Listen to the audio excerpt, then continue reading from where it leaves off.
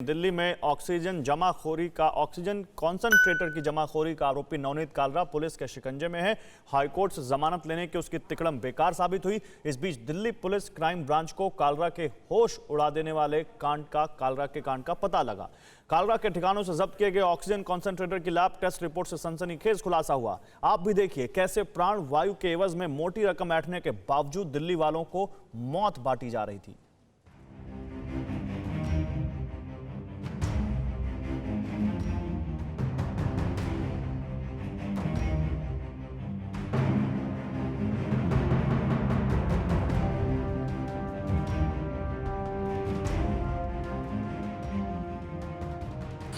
High profile जमाखोर Navneet Kalra प्राणवायु के गोरख धंधे का आरोपी कारोबारी।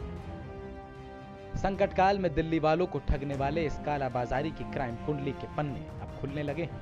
नवनीत कालरा न सिर्फ ऑक्सीजन की जमाखोरी कर रहा था, बल्कि इसने दिल्ली वालों से जानलेवा धोखा भी किया। जिस वक्त बिना ऑक्सीजन दिल्ली की सांसें उखड़ रही थी, अस्पतालों में बिना ऑक्सीजन मरीज तड़प तड़प कर दम तोड़ रहे थे, अपनों के लिए सिलेंडर ऑक्सीजन के लिए दर दर भटक रहे थे, तब मजबूर मरीजों, मजलूम परिजनों को यह मुनाफाखोर मौत के मुंह में धकेल रहा था। नवनीत कालरा से जुड़ा होश उड़ाने वाला खुलासा हुआ है।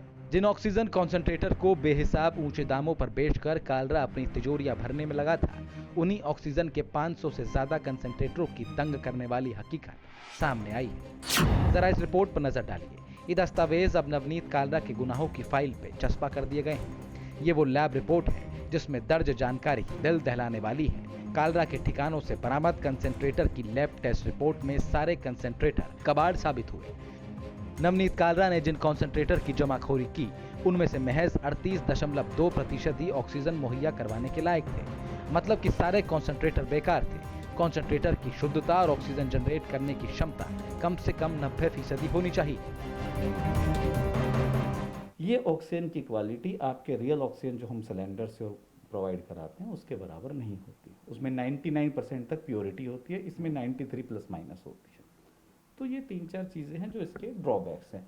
लेकिन इसके जो पॉजिटिव चीज़ें हैं कि ये आप प्रोवाइड करा सकते हैं होम आइसोलेशंस पे जो पेशेंट्स हैं जिनकी ऑक्सीजन रिक्वायरमेंट्स बहुत ज़्यादा नहीं है, उनके लिए it is very helpful device. मतलब साफ है, सांसों की टूटती डोर को बांधना तो दूर, कालरा पर भरोसा करने वालों ने जान जोखिम में डाली। कालरा के कंसेंट्रेटर की लैब रिपोर्ट आने के बाद नवनीत कालरा पर धोखाधड़ी का मुकदमा भी दर्ज हो गया।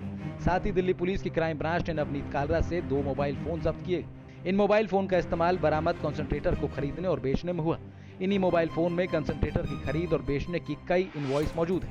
हालांकि चालबाज जमाखोर ने फोन से डेटा डिलीट करने की भी कोशिश की। पुलिस डिलीट किए गए डेटा को रिकवर करने में जुटी है। धन्ना सेठों की पार्टियां अरेंज कर अकूत दौलत बटोरने के बाद भी जिसकी दौलत की भूख ना मिटी हो, उसने ऑक्सीजन जमाखोरी का कितना बड़ा कांड किया, इसकी पूरी हकीकत जल्द सामने आ सकती है। मोहित ओम के साथ जितेंद्र शर्मा, TV9 भारतवर्ष, दिल्ली। परवाह देश की, सोमवार से शुक्रवार रात 10 बजे TV9 भारतवर्ष पर।